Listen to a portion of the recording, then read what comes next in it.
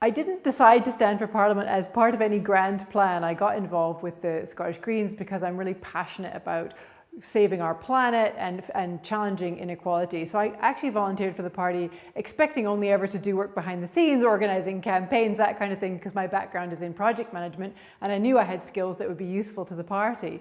It never even occurred to me to stand for election, but the party's very good about encouraging new volunteers to stand, particularly women, and someone suggested that I put my name down as a candidate.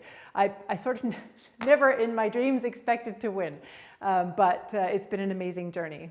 I've always been really frustrated by government's inaction on the climate crisis. That is something that I'm really passionate about, and it's something that scientists know how desperate the situation is, how much of an emergency it is, and how frustrating it is that governments around the world are not doing enough about it. And I wanted to be part of that. I wanted to be part of changing that, to make sure that we really were doing everything we can to tackle the climate crisis. And I felt that there weren't those voices. I wasn't hearing those voices in Parliament and in government, and I wanted to make sure those voices were here.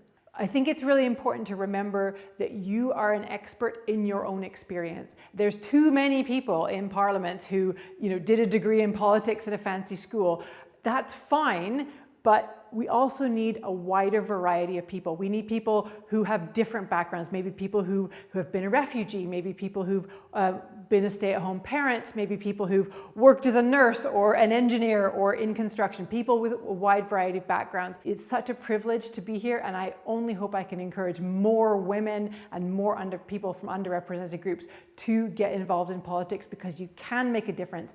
The people in the room making these big decisions are ordinary people. They're people just like you, and we need your breadth of experience in these rooms too. Representation in politics matters. You are the expert in your own experience, and we can't expect people who've had different life experiences to make the right decisions for you.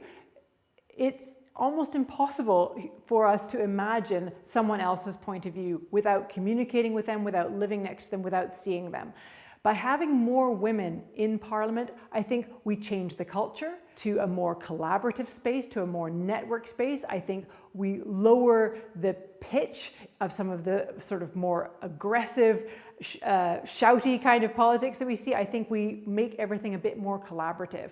But equally, every woman that comes into Parliament is bringing her own experiences of the system. And the system, every institution that we interact with, is traditionally designed by men, led by men, organized by men, and they don't necessarily work for women.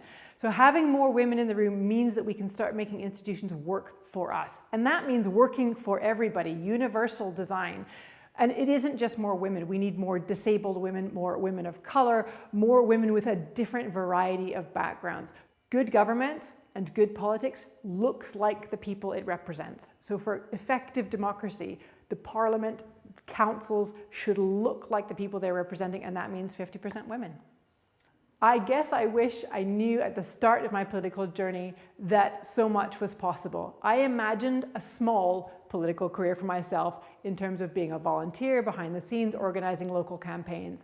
I never imagined that my political career could be where I get my income from. I never imagined that I could be genuinely influencing the course of history in Scotland. I never imagined something bigger. So I guess my advice is imagine something bigger. You can be involved in things that really, really matter, and your country needs you.